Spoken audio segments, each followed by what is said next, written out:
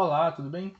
Vamos continuar então com a nossa série Netflix Top 10 do Brasil, Química Orgânica para o PISM. Hoje a gente vai falar de mais 4 funções: fenóis, éteres, aldeídos e cetonas. Bom, a primeira função que a gente trabalhou depois dos hidrocarbonetos e dos aromáticos foram os álcoois. Os álcoois, então, só para a gente relembrar, se caracteriza pela presença de uma hidroxila, ligada a um carbono saturado, e com a terminação ol. Então, quando você vê uma hidroxila ligada a um carbono saturado com a terminação ol, você já pode identificar então que há a presença de álcool nesse composto orgânico, ou esse composto orgânico é um álcool, tem a presença da hidroxila da função orgânica álcool. E aí, veja bem, por que eu foco tanto na questão de que é necessário que você perceba a presença de hidroxila ligada a carbono saturado? Porque só vai ser álcool caso a hidroxila esteja ligada a um carbono saturado. Porque se ela estiver ligada a um carbono insaturado, como eu falei para você, ela deixa de ser da função álcool e passa a ser da função enol. E aí são funções diferentes, com propriedades físico-químicas diferentes. Né?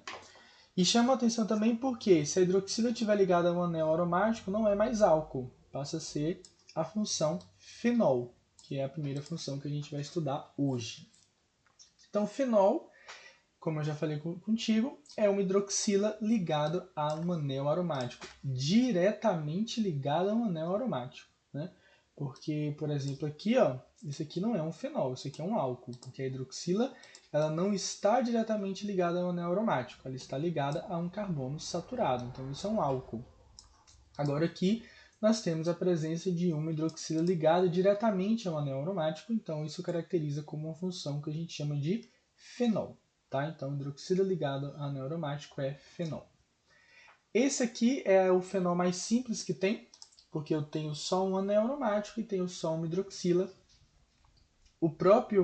Esse próprio composto recebe o nome da função fenol, mas o nome oficial dele é hidroxibenzeno. Né?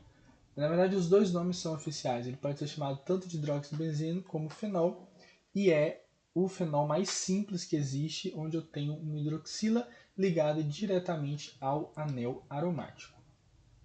Bom, já sei então identificar a presença de um fenol toda vez que eu ver uma hidroxila ligada a um anel aromático. O que eu preciso agora é dar nome para esse composto.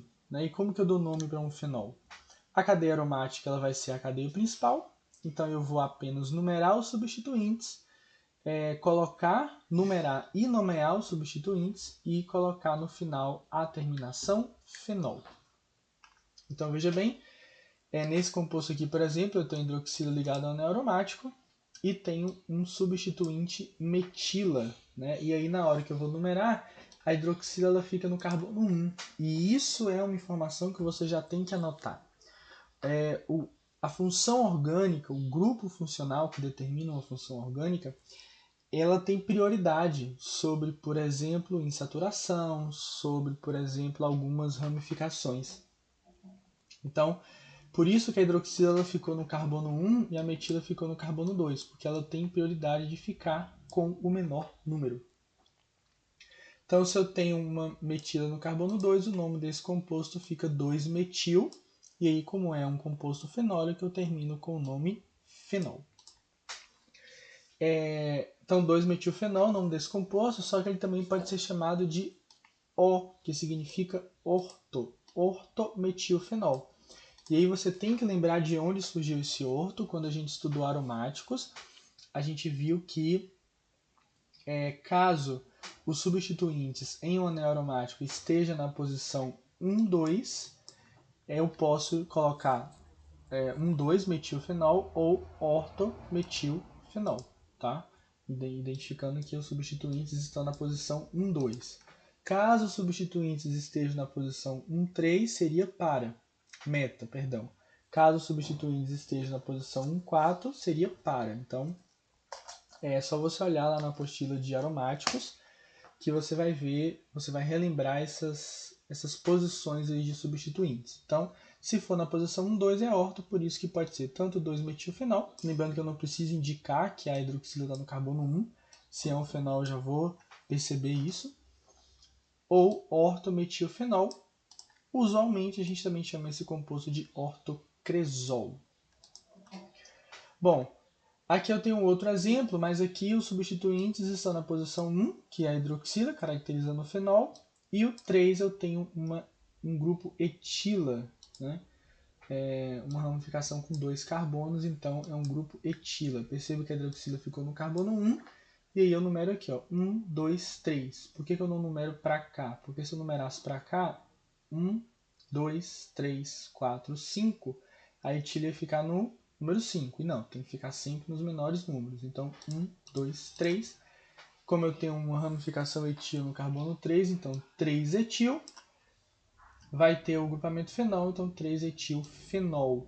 Como os substituintes estão na posição 1 e 3, eu posso chamar de meta-etilfenol. E aqui eu tenho outro exemplo. E lembro também que essa forma de nomear orto, meta e para só pode ser quando tem 2 substituintes. Nesse caso aqui eu tenho 3 substituintes, não entra essa classificação de orto, meta e para, né? Mas aqui eu tenho 3 substituintes, como a hidroxila é o grupo funcional, ela é mais importante, então ela tem prioridade, ela fica com o número 1.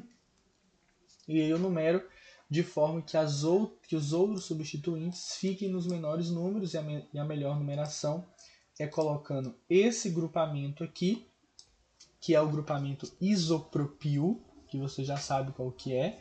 Ele só está representado de uma forma diferente, mas é aquele que você tem um carbono aqui e aí você tem uma metila de um lado e outra metila de outro, né? Então, já é uma ramificação conhecida.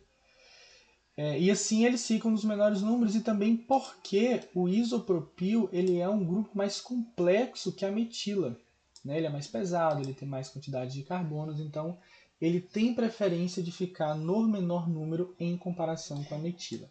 Então acaba que eu tenho um isopropil no 2 e uma metila no 5, então o nome desse composto é 2-isopropil 5-metilfenol. Bom, então nós temos 3 exemplos aqui. Mas pode acontecer daquele composto fenólico ele ter mais de uma hidroxila, e aí ele vai ser classificado como um polifenol, né? É muito comum a gente escutar os compostos polifenólicos são bons antioxidantes, os compostos polifenólicos são os responsáveis pelas frutas, né, escurecerem, mudarem de cor. Por quê? Porque eu vou ter muitas hidroxilas, né? Eles recebem esse nome de polifenólico porque eles têm essas hidroxilas, tem mais de uma hidroxila ligada àquele anel aromático, por isso polifenol. E essas hidroxilas roubam elétrons, essas hidroxilas sofrem reações de oxidação, por isso que elas escurecem as frutas, enfim. E como que eu dou nome para esses polifenóis, para esses anéis aromáticos que têm mais de uma hidroxila? Eu posso utilizar tanto a terminação ol como se fosse álcool, né? E aí aqui, por exemplo, tem 2 hidroxilas, aí fica diol. Ou posso utilizar o prefixo hidroxi, né? Como são 2 hidroxilas, eu coloco dihidroxi. E aí, veja bem, caso eu use a utilização ol, a terminação ol, eu não posso confundir essa terminação com álcool. Eu preciso indicar para quem vai ler o nome daquele composto que isso é um fenol e não um álcool.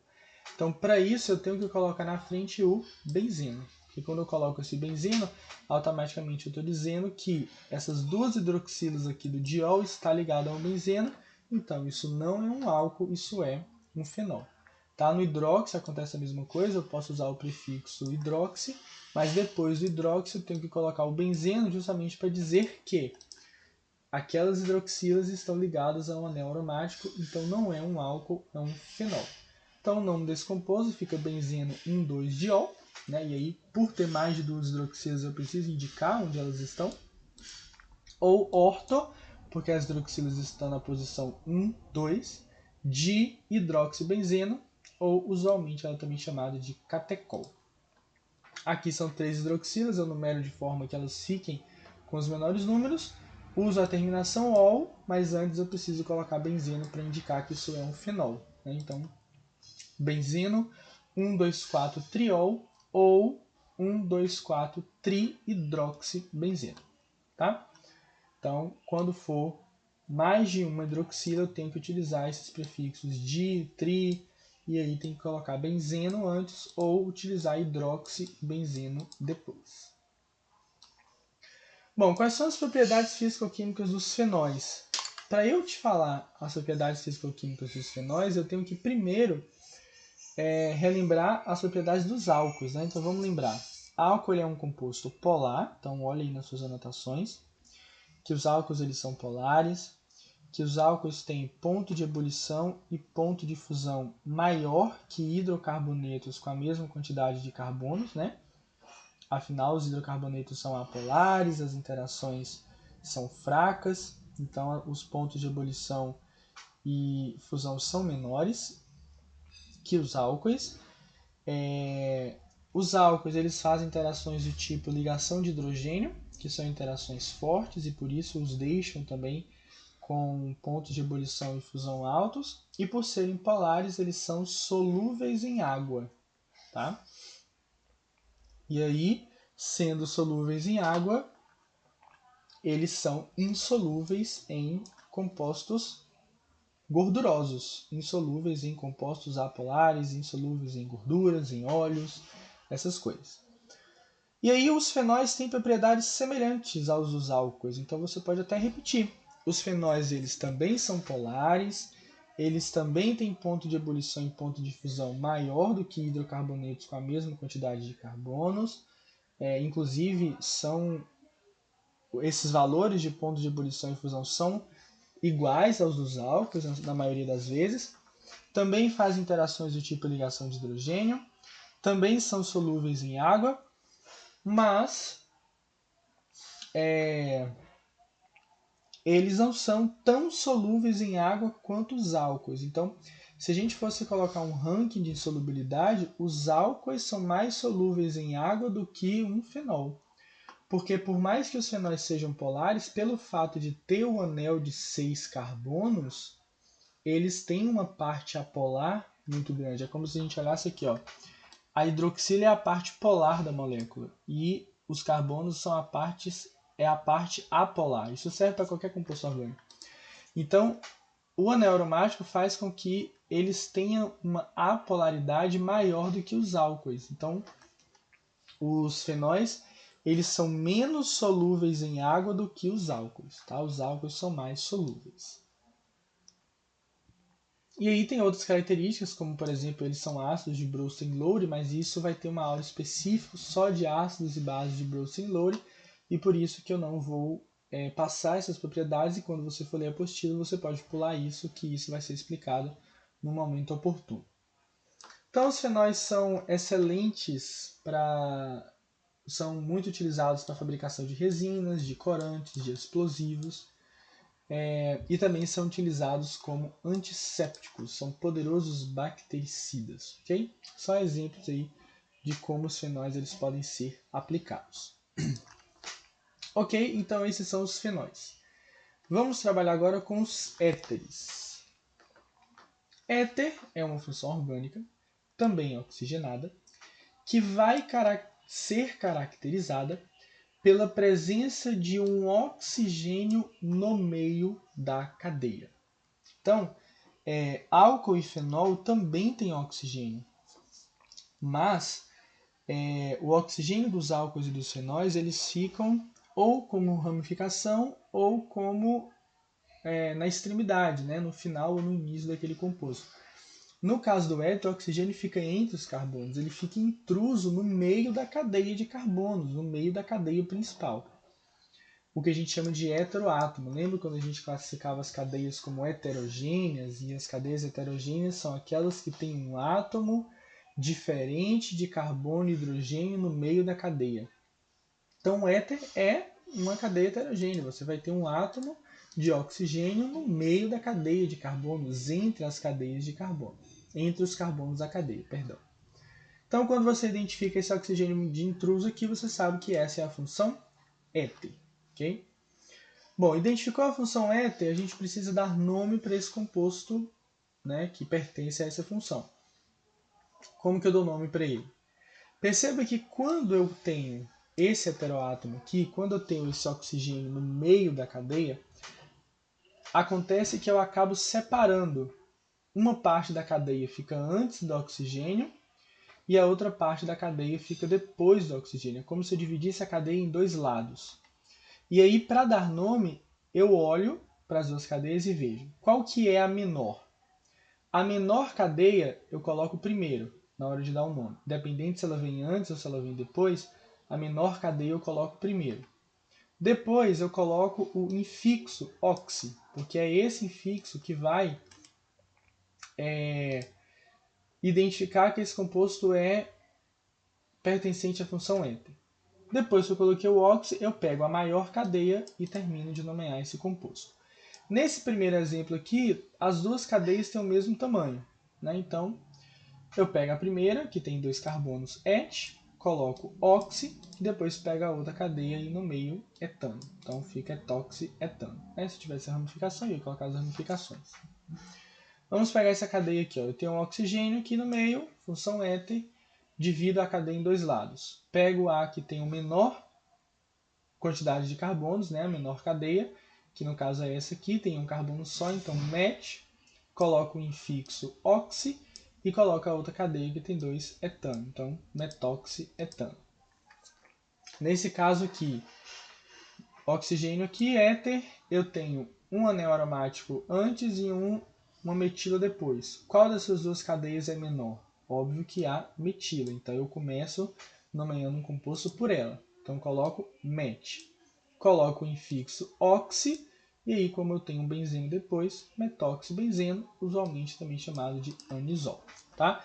Então é assim que a gente dá nome oficial, a nomenclatura IUPAC, a nomenclatura oficial desse composto é metoxibenzeno. Só que éter também pode ser, eu posso dar o nome para éter de acordo com a nomenclatura usual. Como que eu faço isso? Eu coloco primeiro o prefixo éter, coloco as duas cadeias, né? Porque quando eu tenho oxigênio eu divido o composto em duas cadeias, coloco as duas cadeias e termino com ílico. Né? Então, por exemplo, éter, eu tenho duas cadeias de metila, né? Então éter dimetílico. Né? Aqui eu coloco éter, tem uma cadeia, eu sempre começo pela menor, né? Então tem uma cadeia metil, então eu coloco metil, e tem outra propil, então éter metil propílico. O nome oficial, como que seria? Pego a menor cadeia, met, coloco em fixo oxi e termino com a maior propano. Então seria metoxipropano ou o nome usual éter metil propílico, tá? E tenho aqui um oxigênio distanciando, né, entre duas cadeias aromáticas, então fica éter difenílico e não éter dibenzílico, tá? Teria uma diferença entre éter difenílico e éter dibenzílico. Inclusive é isso que você vai pesquisar aí, ó. Qual é a diferença entre éter dibenzílico e éter difenílico? Tem diferença entre a ramificação benzil e a ramificação fenil. E lá na apostila de aromáticos tem essa diferença entre uma ramificação benzil e uma ramificação fenil, tá? Então esse é o éter difenílico. Bom, as propriedades físico-químicas de éteres, elas diferem de álcools e fenóis, embora também sejam função oxigenada. Por quê? Éter é muito mais parecido com o hidrocarboneto do que com álcool e fenol. Enquanto os álcools e os fenóis são polares, éter é apolar. Tá? Então, éter é apolar. Éter tem ponto de ebulição e ponto de fusão menor do que os álcools e os fenóis, e muito semelhante aos dos hidrocarbonetos. Éter faz interações do tipo dipolo instantâneo, dipolo induzido, existem outros, mas preferencialmente é essa interação aqui, dipolo instantâneo, dipolo induzido. Que interação é essa? É uma interação muito fraca, que é característica de compostos apolares. hidrocarbonetos e aromáticos também fazem esse tipo de interação, de polo instantâneo e de polo induzido. São interações muito fracas. E por serem apolares, eles são insolúveis em água e solúveis em óleos, gorduras, resinas. Tá? Mas por que, que o éter, embora tenha oxigênio, ele seja um composto apolar? Porque às vezes quando tem oxigênio, o aluno já pensa logo que o composto é polar. Porque presta atenção. O oxigênio ele é muito eletronegativo, então ele puxa os elétrons dos átomos que estão ao redor dele. Né? Então, por exemplo, o oxigênio puxa o elétron desse carbono e puxa o elétron desse carbono aqui. Acontece que como ele está no meio, ele está puxando o elétron da esquerda e está puxando o elétron da direita. Então as setas elas estão em sentidos contrários. E aí elas se anulam. Então é como se os elétrons desse carbono não viessem e os elétrons desses carbonos aqui também não viessem. O oxigênio força para eles virem, mas eles não vêm. E aí não cria polos nessa molécula, fica uma molécula apolar, porque as setas aqui se anulam. Então por isso que os éteres são compostos apolares, certo? E por isso eles são excelentes solventes de óleos, gorduras e resinas. Os epóxidos são exemplos de éteres, mas são éteres presentes em cadeias fechadas, tá? Então, se você vê um éter assim em cadeia fechada, é um éter. Talvez seja mais difícil da gente identificar, mas pode existir éter também em cadeia fechada, ok? E aqui são algumas aplicações, epóxidos e os éteres de coroa, que não tem uma relevância muito importante você saber, é só a nível de curiosidade mesmo. Por exemplo, esses éteres de coroa é quando você tem essa quantidade de éter aqui, né, esse composto orgânico fechadinho, parecido com a coroa, com esse tanto de oxigênio, todos eles pertencentes à função éter. Como o oxigênio tem esses elétrons que sobram, né, do próprio oxigênio, ele consegue fixar aqui dentro cátions metálicos, né? E isso pode ser bom, por exemplo, se uma pessoa tem deficiência na absorção de potássio, e potássio é importante para diversas funções do organismo.